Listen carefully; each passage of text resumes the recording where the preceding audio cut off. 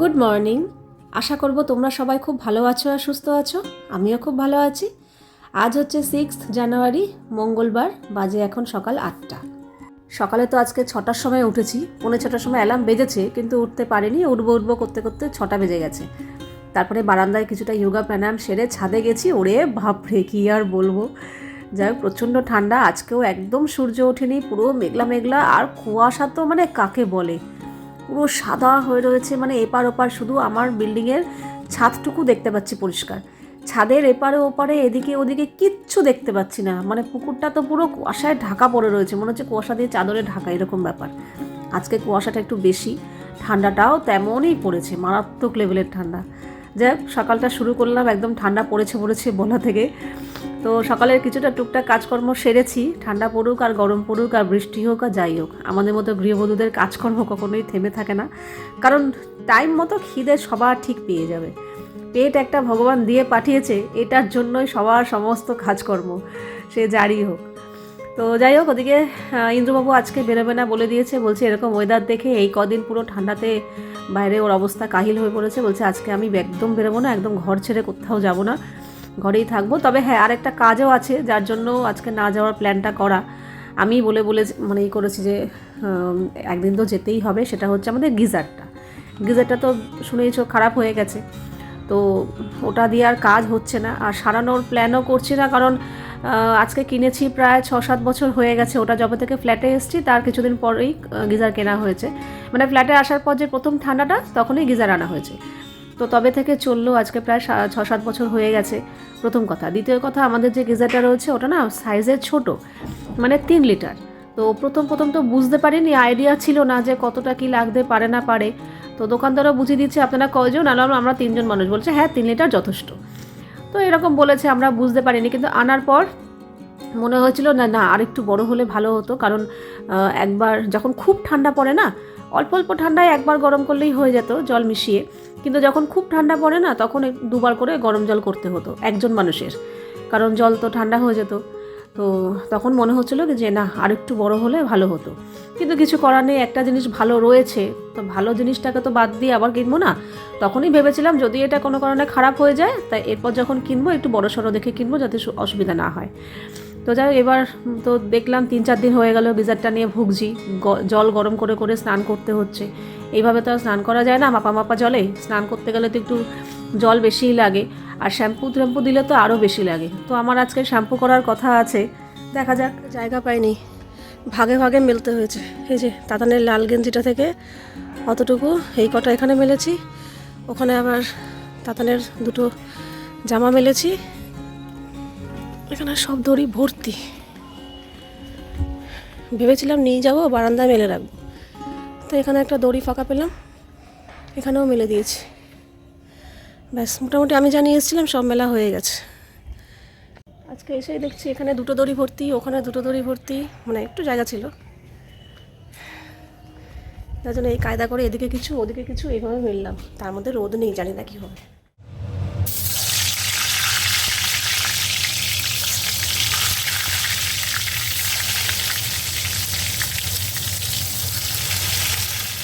তো আজকে দুজনে মিলে একসাথেই বসে একটু চা খেয়েছি। চা খেয়েই আমি কাজে লেগে পড়েছি। প্রথমে তো বলছিল বসো, আজকে কিছু কাজ করতে হবে না, কোনো রকম একটু সিদ্ধ ভাত খেয়ে নেবো, বসে গল্পগুজব করবো, টিভি দেখবো, সময় কাটাবো। বললাম না, সকালের কাজকর্ম আমাকে করতেই হবে।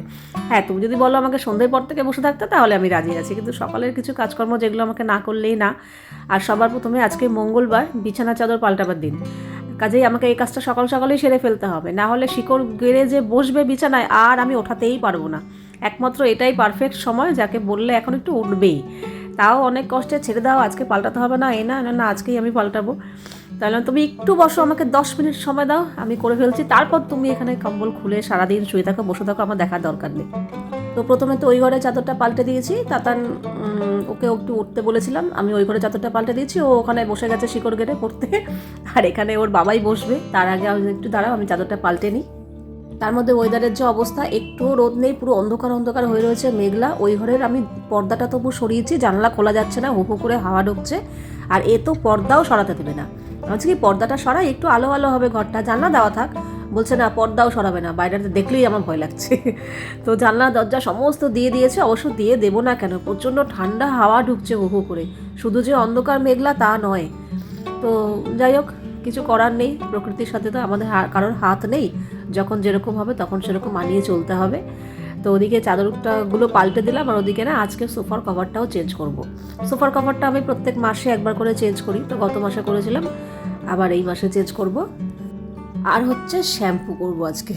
আমাকে ইন্দ্র প্রথমে বলছিল আজকে ছেড়ে দাও শ্যাম্পু, একটু রোদ ঠোদ উঠুক। আমি বলছি যা ওয়েদারে ছিঁড়ি, কদিন ধরে একদমই রোদ উঠছে না, কবে রোদ উঠবে ওই ভরসায় থেকে আমার শ্যাম্পু না করলে চলবে না। আর এখন তো চুল ছোট, কোনো চাপ নেই, একটুখানি ছেড়ে রাখলেই শুকিয়ে যাবে। এখন তো আর আগের মতো বড় চুল নেই, কাজে অসুবিধা নেই। কিন্তু আমার একটাই চাপ, সেটা হচ্ছে আমাকে বাথরুম পরিষ্কার করা। তো সেটা শোনাতে ইন্দ্র প্রচণ্ড রেগে গেল, বকাবকি করলো, বলছে হ্যাঁ বাথরুম পরিষ্কার করবে আজকে, একদম নিঘাত তাহলে বিছানায় পড়ে যাবে, যা ঠান্ডা পড়েছে তার মধ্যে গিজারটা খারাপ, গরম জল পাবে না ঠিক মতো।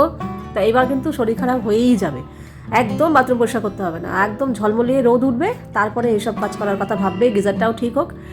তা আমিও বলাতে আমি বললাম না থাক তাহলে, কারণ এত ঠান্ডার মধ্যে যদি আমি 1 ঘন্টা ধরে ঠান্ডা জল ঘাঁটি না, সত্যিই আমি অসুস্থ হয়ে পড়বো। অসুস্থ বলতে ঠান্ডাটা লেগে যাবে মারাত্মক পরিমাণে, এমনি আমার ঠান্ডার ধাত। তাই জন্য না ডিসিশনটা চেঞ্জ করেছি। শ্যাম্পু তো অবশ্যই করবো, ছোটো চুল অসুবিধা নেই, কিন্তু বাথরুম আজকে পরিষ্কার করা যাবে না। আর আমাদের না সকালবেলা খাওয়া হয়ে গেছে, খাওয়া বলতে কালকে রাতেরই রুটি ছিল, তো সকালবেলা একটু বেগুন ভাজলাম, ওই দিয়েই আমাদের সকালে রুটি খাওয়া হয়ে গেছে। খেয়ে দিয়ে তারপরে আমি এই বিছানা চাদরটা পাল্টালাম। আর ছাদে তো দেখতেই পেলে পুরো ভর্তি, মানে 4টে দড়ি, বড় বড় 4টে দড়ি ভরে গেছে। রোজ আমার একটা করে দড়ি লাগে, আর কোনো কোনো সময় আবার একটু বেশি কাঁচা থাকলে আর একটা দড়ির হাফ লাগে, মানে 1 কি 1.5খানা দড়ি আমার লাগে। তো সেখানে আমি জায়গা একদমই পাইনি, ওই একটা দড়ির এদিকে ওদিকে একটু ফাঁকা পেয়েছি, এদিক ওদিক মেলে দিয়েছি, আর এই পাশে একটা দড়িতে মেলেছি। ওই দড়িটা যদিও একজনের পার্সোনাল দড়ি, আমি বুঝতে পারিনি, মেলে দিয়ে এসেছি। পরে উনি আবার এসে আমাকে বললেন যে ওটা আমাদের দড়ি, তো গুটিয়ে রেখেছি। তো আমি আবার পরে গিয়ে না, আমি আর ইন্দ্র পরে গিয়ে আরেক জায়গায় একটু দড়ি কোনো রকম টানিয়ে ওইগুলো আবার মেলে দিয়ে এসে, পরে আবার যখন ছাদে গেছি ও দড়ি খুলে নিয়ে চলে এসেছি, কারণ ওটা তো আর পার্মানেন্ট থাকবে না। কোনো রকম ওই পুকুরের দিকটা দিয়ে কোনো রকম টানিয়েছিলাম। শীতকালে স্নান করা মানে যুদ্ধ জয়ের সমান, তার মধ্যে আবার শ্যাম্পু করা। বাবা বাথরুমটা একদম পরিষ্কার করিনি, ইন্দ্র বকাবকি করলো, বলে তুমি পাগল, এই ঠান্ডার মধ্যে তো আমাদের গিজারটা খারাপ হয়ে গেছে, এমন না যে আমি পরে গরম জল পাবো, এখানে গরম জল করে নিয়ে এই জল দিয়ে হবে না। কাজে আজকে আর বাথরুম পরিষ্কার করিনি, এমনি শ্যাম্পু দিয়ে স্নান করে এসেছি। এই যে এই বড় হাঁড়িটার 1 হাঁড়ি গরম জল করেছি, কারণ ইলেকট্রিকের লিটার 1 লিটারের, এটা দিয়ে কতবার গরম জল দেবো। তো দেখা যাক কবে গিজারটা ঠিক হয়। সারাক্ষণে কি এইসব খাচ্ছিস? কুকুরে লেজ মানে এইসব চলছে। যে 50 টাকা দিয়েছিল দিদির কাছে, এখন হয়তো 50 টাকা, আমার এই যে 10 টাকা শেষ লাস্ট। তো ঠাবি কি করছে রে? রান্না রান্না করছে। যাই এবার রান্না বান্না বসাবো। কিছুটা সবজি আমি এখানে কেটে রেখে গেছিলাম, যতক্ষণ আজকে চুলে কালারও করেছিলাম ততক্ষণ। তো এবার জগজগ বসাবো। এখানে তাতানের জন্য আজকে একটা তরকারি করেছি, আলু বড়ি, ওই নলডোক শিম এনেছিলাম সেই শিম, গাজর, বিনস সমস্ত কিছু দিয়ে একটা ঝোল ঝোল মশলাপাতি দিয়েই করেছি। জিরে বাটা, আদা বাটা, টমেটো, কাঁচা লঙ্কা বাটা, আর নামানোর আগে ধনে পাতা দিয়ে দিলাম। আশা করি ভালোই লাগবে।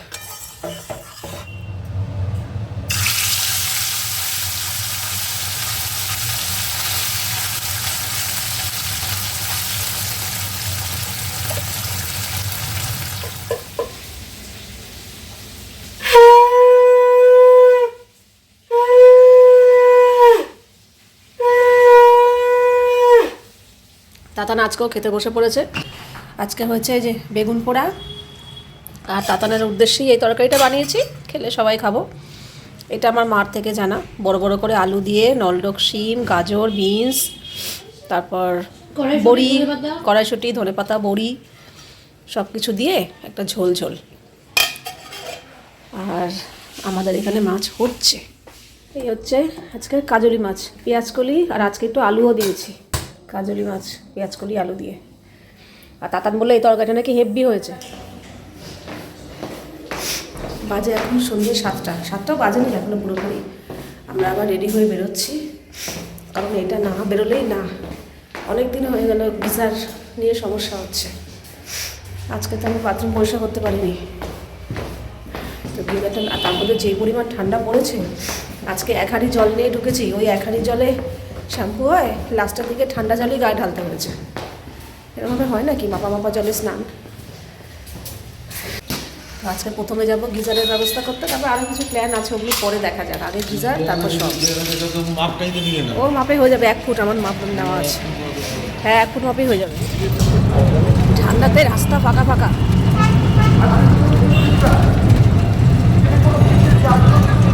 চলে এসছি এখানে খোসলা ইলেকট্রনিক্সে, এখানেই দেখবো গিজার।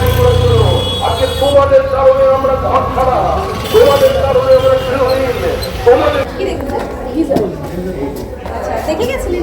এসছি।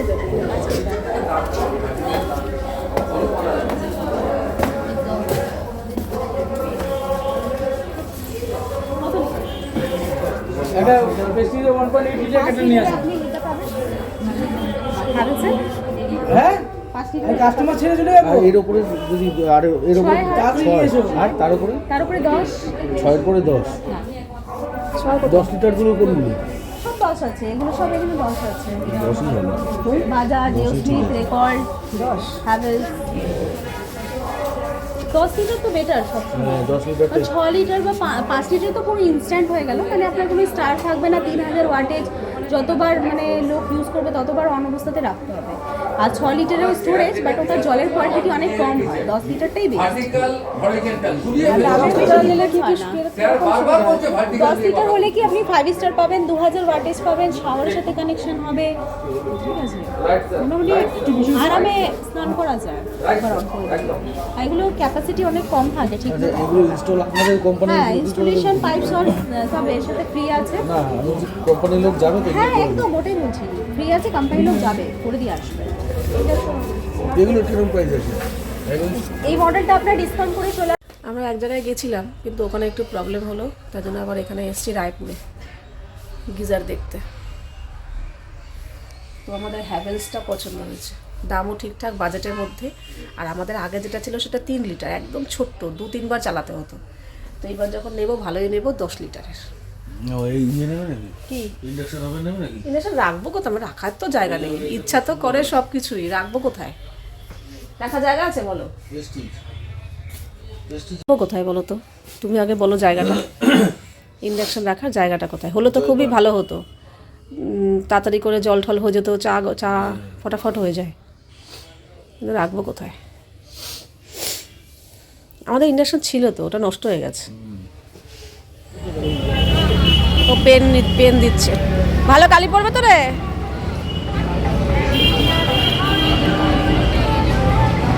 কি দাম তোমার?